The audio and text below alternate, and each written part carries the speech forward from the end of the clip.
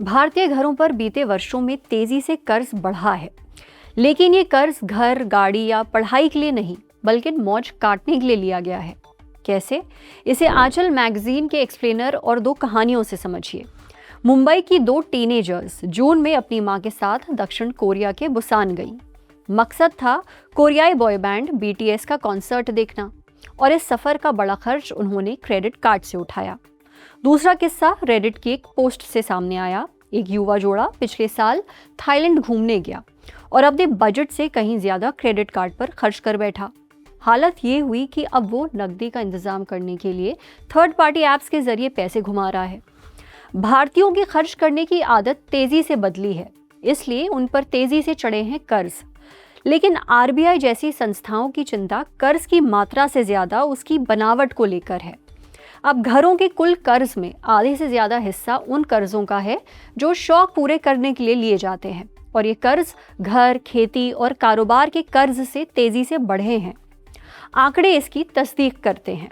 मार्च 2025 में घर खरीदने के अलावा दूसरी जरूरतों वाले कर्ज घरों के कुल कर्ज का 54.9% थे। मार्च 2026 तक ये बढ़कर 58.4% हो गए। वित्त मंत्रालय के मुताबिक हर कर्जदार पर औसत बकाया कर्ज भी बढ़कर 4,78,000 रुपए हो गया, जो 2018 में 3,41,000 था। सबसे तेज उछाल तो निजी कर्ज की कुछ श्रेणियों में आया है।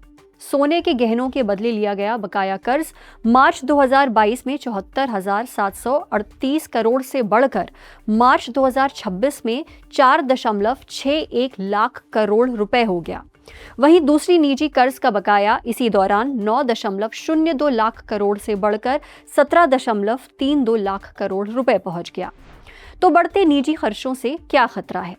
फिलहाल तो भारतीय वित्तीय व्यवस्था के लिए इस कर्ज से उबरने वाला खतरा काबू में है, पर RBI ने चेतावनी दी है कि इस बढ़ते कर्ज पर नजर रखना जरूरी है, खासकर उन उधार लेने वालों पर जो कम भरोसेमंद हैं। मार्च 2026 के आखिर तक गिरवी रखकर दिए गए खुदरा कर्जों में ग्रॉस NPA 0.7% था। NPA यानी ऐसा कर्ज जिसकी अदायगी रुक गई हो। बिना गिरवी वाले खुदरा कर्जों में ये NPA 1.7% था। RBI ने अपनी ताज़ा फाइनेंशियल स्टेबिलिटी रिपोर्ट में कहा है कि इन कर्जों पर करीबी नजर रखना जरूरी है, क्योंकि अगर पश्चिम एशिया का संघर्ष अर्थव्यवस्था को और कमजोर करता है तो लोगों के लिए कर्ज चुकाना मुश्किल हो सकता है।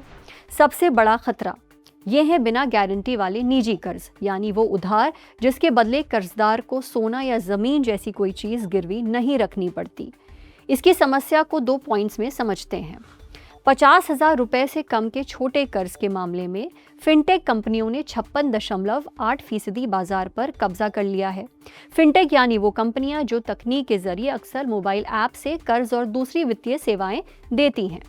चिंता की बात यह है कि फिनटेक के करीब 70.5% कर्ज बिना गारंटी वाले हैं, और इनमें से करीब आधे 35 साल से कम उम्र के लोगों को दिए गए हैं। अब समझिए कि कर्ज लेने वालों की तस्वीर कैसे बदली है।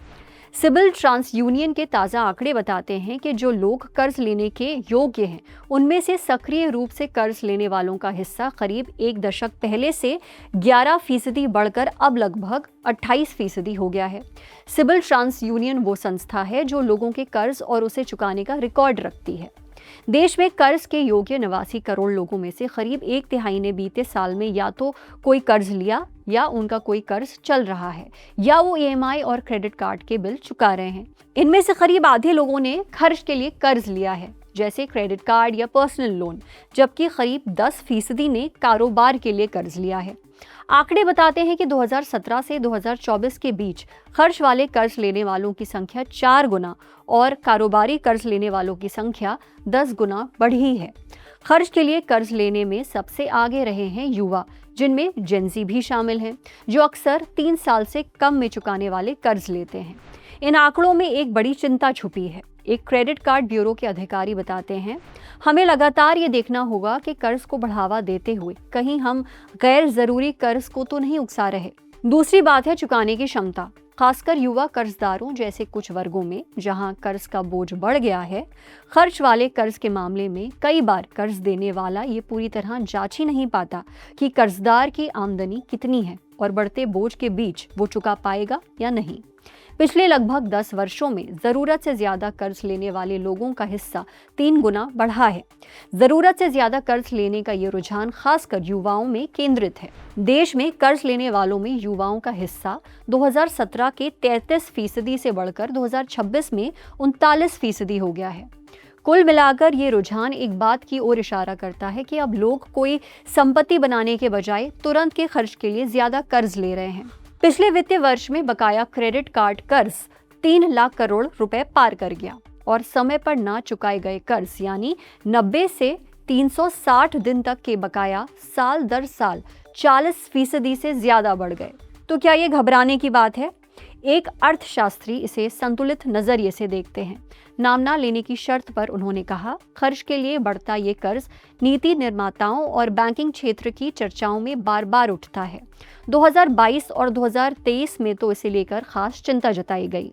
अब भी बढ़ते आंकड़ों के लिहाज से इसे एक चिंता माना जाता है, पर क्योंकि इसमें शामिल रकम तुलना में छोटी है, इसलिए इसके स्तर को अभी उतना चिंताजनक नहीं माना जा रहा।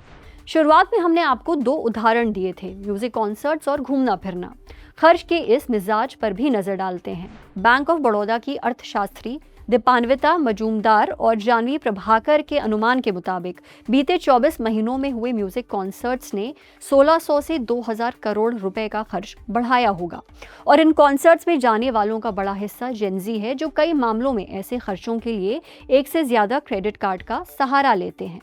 एयरबीएनबी की जनवरी 2026 की एक रिपोर्ट से ये पता चलता है कि 62% युवाओं ने इस साल कॉन्सर्ट्स और म्यूजिक फेस्टिवल्स के आसपास घूमने की योजना बनाई। वहीं 76% ने कहा कि वो ऐसे किसी आयोजन में शामिल होने के लिए पहली बार किसी शहर गए। लोगों ने अपने ऐसे ताज़ा सफ़र पर औसतन 51,000 रुपये खर्च किए।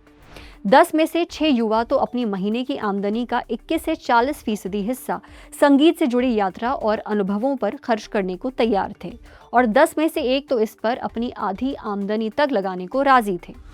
मुथूट फाइनेंस की एक रिपोर्ट के मुताबिक 2025 की पहली 6 माही में भारत में लिए गए 25% से ज्यादा निजी कर्ज घूमने फिरने के लिए थे। ये एक बड़े बदलाव को दिखाता है। लिव नाउ पे लेटर यानी अभी जियो बाद में चुकाओ वाली सोच, जो मिलेनियल्स और जेनजी में तेजी से बढ़ रही है। मिर्जा गालिब ने लिखा, कर्ज की पीते थे मैं, लेकिन समझते थे कि हाँ, रंग लावेगी हमारी फाका मस्ती एक दिन। मतलब शराब उधार की थी, लेकिन तंगी से उपजी भूख यकीन दे रही थी कि एक दिन कामयाबी हाथ आएगी। क्या सोचते हैं आप इस ट्रेंड के बारे में? हमें कमेंट बॉक्स में ज़रूर बताइएगा। देखते रहिए इंडियन एक्सप्रेस हिंदी। शुक्रिया।